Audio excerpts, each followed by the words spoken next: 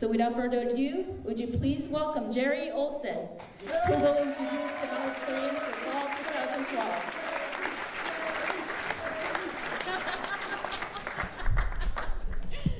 Mr. McDougall, distinguished faculty, family, and guests, 2013 graduates, good afternoon.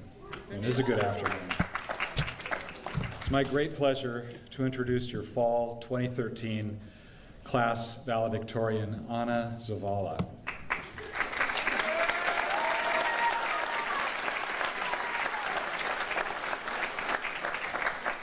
I first encountered Ana as a student in my intermediate digital film production class. This class is a big step up for a lot of students. It's the first time they really have to put together all the elements of a narrative motion picture. That means script, direction, camera and lighting, sound and editing, a lot of stuff. All have to come together to tell a coherent story. Ana was in a group with 2 other people, like most of these sorts of classes where you work with a team. When their first version of the project, which used Ana's roller derby experience in the narrative, was shown in class, I gave extensive notes, as I always do. Reshoots were required.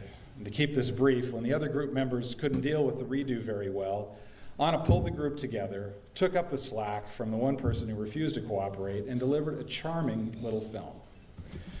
The qualities of follow-through, organization, and working on a project until it is right exemplify Ana Zavala. Ana came to AI, as many do, as a grown-up who mixed work responsibilities with school, and despite those challenges, did excellent work. When I produced a feature film that shot in San Jose in 2010, Ana volunteered as an intern on our crew. She quickly became the art department's go-to girl. Her creativity and commitment to the real responsibilities of the working filmmaker made her a standout among the student interns on the movie. As a director, Ana delivered a wonderfully realized bar scene in the short period Western Bandito that was made by several students at AI along with other local filmmakers, some professional, and she also contributed to pulling the film together as a producer. In a short media production class that Ana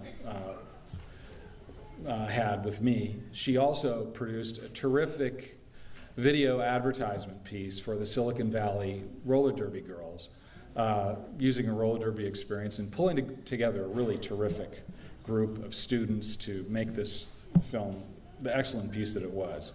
But all that being said, I believe it's time to hear from Ms. Zavala herself.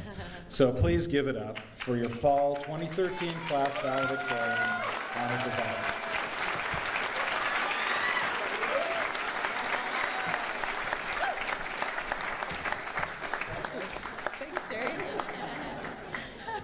Good afternoon, everybody. If you'll just indulge me a moment, I'm not usually in front of this many people at once. Oh, you guys look gorgeous. Thank you. Stuff up here. All right, and I did want to just do a really quick thank you to Mr. Gerald Olson. In my time at the Art Institute, I met a handful of people who truly inspired me, and Mr. Gerald T. Olson is definitely one of them. If you don't know him and you ever had a class with him, Google him, and you'll know why. Hopefully you've all found your own mentors among the accomplished and honored faculty you've met and worked with during your time at the Art Institute, too.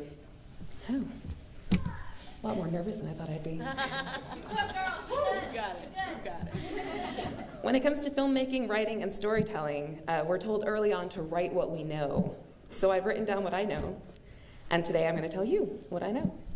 This is my story, and I hope you can relate to some of it and maybe gain something from my experience. I graduated from high school in 1995. Woo. Now, I did that math for you. It's 18 years ago, almost to the day. And the world was a very different place then. In 1995, Star Trek Voyager first premiered on TV, and Yahoo Search was first launched. Several of my favorite movies hit cinemas in 1995, including Seven, The Usual Suspects, Bad Boys, 12 Monkeys, and Heat. The DVD was invented in 1995. And I had a pager, not a cell phone. No. I wouldn't get my first cell phone until probably a year or two later, and ironically, it was about the same size and weight as these current cell phones. 1995 was also a very difficult year for my family. One thing you need to know about us is that we've always valued education. My father used to tell me when I was little that school was my job. He said that his job was to make sure there was food and money and clothing and a roof over our heads, so I should never worry about things. My only job and my full-time job was learning. I was to focus full-time on my mind, on my knowledge, on my education. In 1995, though, when things changed for us, my education had to take a back seat. Suddenly, school wasn't my full-time job anymore. My full-time job was my full-time job. I started out where a lot of people start out, in retail. I moved on to being a bank teller, a waitress, an escrow assistant, an office accountant, and all kinds of temp jobs where I worked in HR, legal, tech, real estate, you name an industry in the Bay Area, and I've probably worked in it. There was a lot of money to be made then, if you were young and talented and driven, and I was. I was making a really nice living for myself. I bought my own car, I paid the rent on my own apartment, and I went out to the nightclubs every night of the week. But something kept nagging me. It was this little voice in the back of my brain that reminded me every so often that my education was important. So I would enroll at college, stay for a semester or two, then drop out again. Over the last 18 years, I attended Foothill, De Anza, and San Jose State, but never got anywhere completing a degree. The day finally came that I got my best job ever. I won't name names, but let's just say it was working for a certain global internet corporation headquartered in Sunnyvale. They had just acquired a now famous photo sharing site, and I was hired on to answer customer service emails for the website. In that startup environment, I quickly moved up to a position of some prestige among the team and quickly started making a lot of money. In that post-Friendstar era, our team was kind of rock stars on this new frontier of social networking, and I was really happy to ride that wave. Happy right up until the 2008 global financial crisis, and I believe Darshell referenced that one. When stocks fell, the company didn't hesitate to lay off thousands of people. The first to go were people like me, very skilled but uneducated. Without a college degree in anything, they simply couldn't justify keeping people like me on the payroll. Now, if you've ever been laid off, you have my sympathies. It was one of the most depressing memories I have of my adult life. If you've never been laid off, I highly recommend you try it. Just once, though. Do it once. Few other experiences in life grant you as much perspective or the opportunity to reinvent yourself, like losing your career. Belonging to a corporation of that scale is much like being assimilated into the Borg collective. Yeah, I'm a nerd too. What I mean is that the hive mind takes over every aspect of you until you aren't satisfied being you, and you turn into everybody else. You become everyone else you see and interact with every day, and in that sense, when you've lost that career, you lose a belonging, and you suffer an identity crisis like no other. That said, being laid off was, in many ways, a blessing in disguise. It gave me a really generous severance package, and it freed me from that hive mentality. Suddenly, I was free to be the protagonist in my own story. I was free to create my own waves instead of floating idly in the wake of others.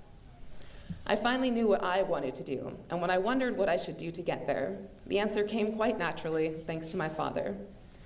Focus full-time on my mind, my education, and my knowledge. I tried to re-enroll at San Jose State, but it was late in the term and their classes were full. I did decide, however, that I wasn't going to take no for an answer anymore, so I moved on and found a new Art Institute campus in Sunnyvale and started classes there just a month later. I wish I could tell you it was smooth sailing from that point on, but that's just not a very interesting story. In a word, my time at the Art Institute has been transformative.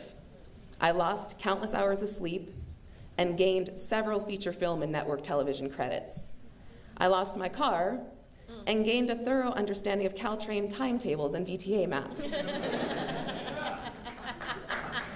I lost my father, and I gained supporters, allies, friends, and a new family. I gained knowledge, I gained confidence, I gained courage, and I lost my insecurities. I also gained about 20 pounds, but thankfully I lost that too.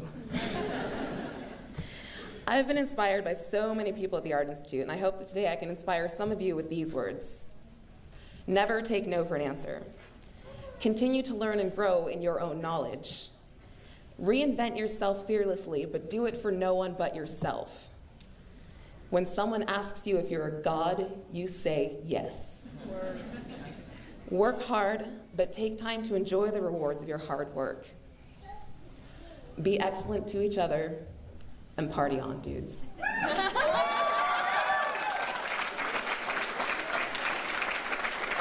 Congratulations, graduates. Live long and prosper.